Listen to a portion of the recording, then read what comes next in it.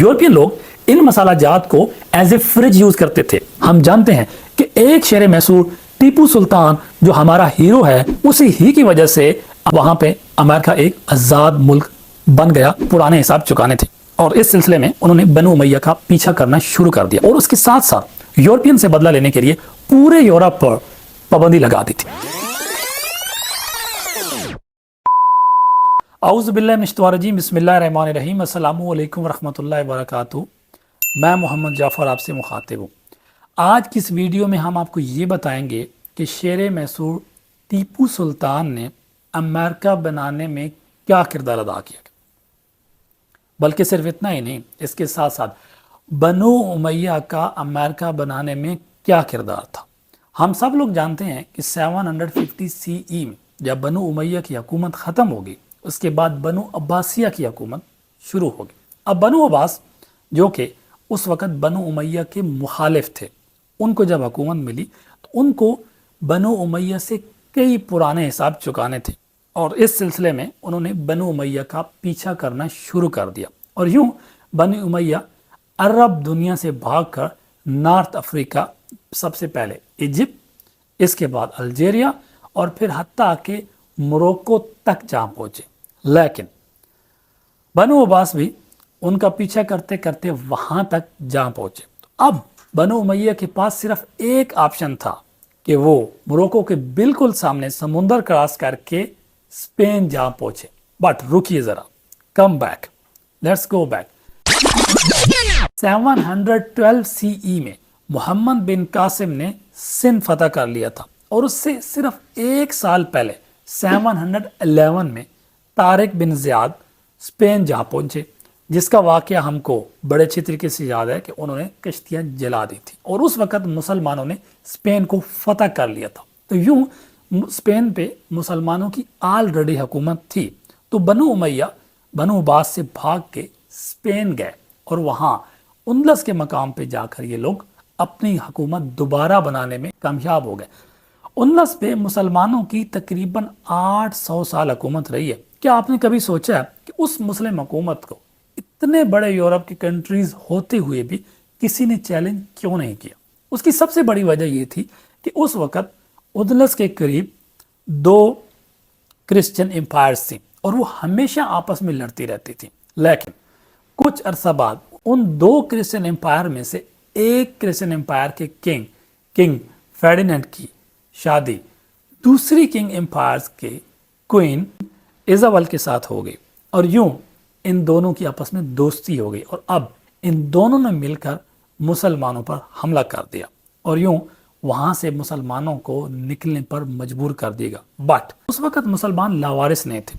मुसलमानों की super power Ottoman empire ने इस बात का एक्शन लिया और उन्होंने जितने भी निकाले गए मुसलमान थे उनको अपने पास सेटल किया और उसके साथ साथ यूरोपियन से बदला लेने के लिए पूरे यूरोप पर पाबंदी लगा दी थी।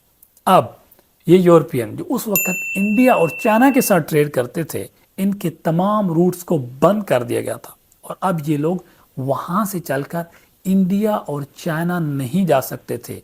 इंडिया और चाइना ना जाने का मतलब क्या हुआ? इसका मतलब था कि यूरोप की शाह रग काट दी गई। क्यों? क्योंकि उस वक्त यूरोप का सबसे बड़ा बिजनेस इंडिया और चाइना के साथ था और उसके साथ साथ उनकी ज़िंदगी की रोज़मर्रा की चीज़ें, जिनमें मसाला जात जो कि उस वक्त खाने पीने और उसके साथ साथ मेडिसिन में भी यूज़ होती थी। लेकिन इसके अलावा इन मसाला जात का एक और सीक्रेट यूज़ भी था।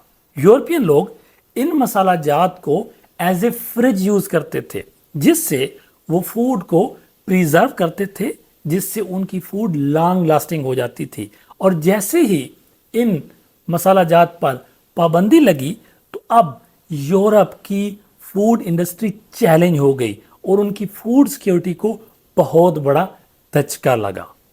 तो अब पूरे यूरोप में ये फिक्र लायक हो गई कि अब हम इसको कैसे मैनेज करें। तो ऐसे में एक शख्स ने एक प्लान प्रपोज किया और वो ये प्लान लेके उस वक्त के किंग फर्डिनेंड के पास गया और उसको कहा कि मेरे पास इंडिया जाने का एक अल्टरनेटिव रूट है, अगर आप मुझे अलाउ करें तो मैं इंडिया जा सकता हूँ और ये वो रास्ता होगा جہاں ہمیں اوٹومنز نہیں روک سکتے۔ یہ پرپوزل کنگ فرڈینڈ کو پسند آئی اور یوں یہ شخص جس کا نام کولمبس تھا، یہ 3 بوٹس لے کے پہلی دفعہ انڈیا کا ایک الٹرنیٹو روٹ ڈھونڈنے نکل پڑا، اور یہ جب نکلا تو تقریباً 36 ڈیز کے بعد یہ ایک آئلینڈ پہ پہنچا، اور وہاں پہ جا کر اس نے کچھ براؤن لوگوں کو دیکھا اور اس کے لگا کہ یہی انڈیا ہے، اور یوں پہلی دفعہ اس نئے آئلینڈ پہ یہ اسپینش لوگ جا کے سیٹل ہو گئے، اور انہوں نے وہاں پہ آلریڈی سیٹلڈ لوکلز کو مارنا شروع کر دیا اور وہاں پہ اپنی سیٹلمنٹ شروع کر دی۔ اور کولمبس اپنی وفات تک اس بات پر قائم رہا کہ یہ جو نیا آئلینڈ تھا یہ انڈیا ہی تھا، لیکن اس کے کچھ عرصہ بعد ایک اور شخص جس کا نام امریکو تھا، اس نے یہ پہلی دفعہ دعویٰ کیا کہ یہ آئلینڈ یا کانٹیننٹ انڈیا نہیں ہے، بلکہ یہ ایک اور دنیا ہے، ایک نیا آئلینڈ ہے۔ بعد میں اس کا نام اسی امریکو کے نام پہ امریکہ رکھا گیا۔ تو یوں 1492 میں جس سال اسپین میں مسلمانوں کو یعنی کہ بنو امیہ کو نکالا گیا، بالکل اسی سال امریکہ کو ڈسکور کیا گیا اور وہاں پہ اسپینش سیٹلمنٹ شروع کی گئی۔ اب جب یہ خبر یورپ کے دیگر ممالک کو پتہ چلی تو ان کو بھی لگا کہ ہمیں بھی وہاں پر جانا چاہیے، جن میں سر فہرست فرانس، برطانیہ اور پرتگال تھے۔ اب برطانیہ نے جب وہاں جا کر اپنی سیٹلمنٹ کی تو انہوں نے وہاں کے لوگوں کو کنٹرول کیا، اور یہ چونکہ انگلش لوگ تھے تو لہٰذا انہوں نے جا کے وہاں پہ انگلش کو اپنے لینگویج بنایا اور اپنی سیٹلمنٹ وہاں پہ شروع کر دی۔ امریکہ کی زمینیں بہت زیادہ سرخیز تھی اور وہاں پہ ایگریکلچر ہو سکتی تھی، وہاں پہ وہ تمام چیزیں پیدا کی جا سکتی تھیں جو اس سے پہلے انڈیا میں پیدا ہو رہی تھی، اور یہ یورپ کے لیے ایک بہت خوشی کی خبر تھی۔ لیکن سیم ٹائم ایک پریشانی کی بات بھی تھی کہ اب وہاں پہ لیبر اویلیبل نہیں تھی، کیونکہ وہاں کے جو لوکل لوگ تھے ان کو آلریڈی مار دیا گیا تھا۔ تو اس چیز کو پورا کرنے کے لیے یورپ نے یعنی کہ برطانیہ نے افریقہ سے لوگوں کو غلام بنانا شروع کر دیا اور ان کو وہاں سے لے جا کر امریکہ کے اندر غلامی کی زندگی بسر کرانے پر مجبور کیا اور ان کو کام پر یعنی کہ لیبر پر لگا گیا، اور یوں اس طریقے سے امریکہ کی اکانومی بڑھنے لگی اور امریکہ ایک امیر ملک بننے لگا۔ بٹ اب وہاں پہ ایک مسئلہ کھڑا ہو گیا۔ وہ مسئلہ کیا تھا کہ تقریباً 300 سال بعد کچھ برٹشر جو آلریڈی وہاں پہ سیٹل ہو چکے تھے وہ امریکن بن گئے، اور دوسرے برٹشر جو لنڈن میں بیٹھ کے ان کو کنٹرول کر رہے تھے یعنی کہ سلطنت برطانیہ، ان کے درمیان ایک تضاد بن گیا۔ اور وہ تضاد کیا تھا کہ یہ لنڈن میں بیٹھے ہوئے برٹشر امریکہ میں قائم برٹشر سے ٹیکس لینا چاہتے تھے، زیادہ سے زیادہ پیسہ لینا چاہتے تھے۔ 300 سال بعد ان لوگوں کی بس ہوگی اور ان لوگوں نے کہا کہ اب ہم ان کو مزید ٹیکس نہیں دیں گے اور نہ ہی ہم ان کو اپنے اوپر رول کرنے دیں گے۔ تو وہاں پر پہلی دفعہ ایک انڈیپینڈنٹ موومنٹ سٹارٹ ہوئی جس کو لیڈ کر رہے تھے جارج واشنگٹن۔ لیکن ایک ایشو ابھی بھی تھا، یہ لوگ انڈیپینڈنس نہیں حاصل کر سکتے تھے۔ کیوں؟ کیونکہ اس وقت سلطنت برطانیہ بہت زیادہ مضبوط تھی، بلکہ ایک سپر پاور تھی۔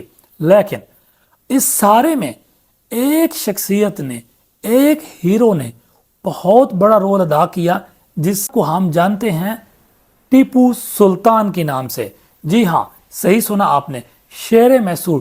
ٹیپو سلطان وہ شخص تھا جس نے ایسٹ انڈیا کمپنی کی ڈپلائمنٹ کو اور برٹشر کی آرمی کو جو کہ اس وقت انڈیا میں قبضہ کر رہی تھی اس کو چیلنج کیا اور ان کے خلاف فائٹ کرنا سٹارٹ کیا، اور اس کی وجہ سے اب برٹشر کو وہاں پہ اپنی آرمی اور زیادہ ڈپلائی کرنے کی ضرورت تھی۔ تو ان کے پاس اس ٹائم 2 ہی آپشن تھے، یا وہ اپنی آرمی وہاں امریکہ میں ڈپلائی ہونے دیتے جہاں آلریڈی انڈیپینڈنٹ موومنٹ سٹارٹ ہوئی ہوئی تھی، یا پھر وہاں سے اپنی آرمی کو نکال کر یہاں انڈیا میں ڈپلائی کرتے یعنی کہ ٹیپو سلطان کے خلاف فائٹ کرنے کے لیے۔ اس وقت برٹشر کے لیے امریکہ سے زیادہ امپورٹنٹ انڈیا تھا، تو لہٰذا انہوں نے یہ فیصلہ کیا کہ ہم امریکہ سے اپنی آرمی نکال کر انڈیا میں ڈپلائے کریں گے اور ٹیپو سلطان کے خلاف لڑیں گے، اور وہ اس کے خلاف لڑے، اور اس کے آگے کیا ہوا آپ سب لوگ جانتے ہیں، یہ ایک الگ داستان ہے، پھر کبھی صحیح انشاءاللہ۔ تو یوں امریکہ میں جب وہاں آرمی کی ان کا جو آرمی کا پریشر تھا وہ کم ہوا، تو وہاں پہ انڈیپینڈنٹ موومنٹ سکسیڈ ہوئی، اور وہاں پہ جارج واشنگٹن کی قیادت میں امریکہ آزاد ہو گیا۔ تو یوں ہم جانتے ہیں کہ ایک شعر محصور ٹیپو سلطان جو ہمارا ہیرو ہے، جس نے نہ صرف برٹشر کو سب کانٹیننٹ یعنی انڈیا میں ٹف ٹائم دیا، بلکہ اسی ہی کی وجہ سے امریکہ کے اندر برٹشر کے اوپر پریشر پڑا اور ان کو وہاں سے اپنی آرمی نکالنی پڑی، اور یوں وہاں پہ امریکہ ایک آزاد ملک بن گیا، اور جو کہ آج دنیا کی ایک سپر پاور ہے، اور اس سے آگے کا حصہ وہ ایک الگ تاریخ ہے انشاءاللہ، پھر کبھی سے۔ میں امید کرتا ہوں کہ یہ ویڈیو آپ کو پسند آئی ہوگی، اور آپ اس ویڈیو کو اپنے دوستوں کے ساتھ شیئر کریں گے اور اس چینل کو سبسکرائب کریں گے۔ آپ کا بہت شکریہ، اللہ حافظ۔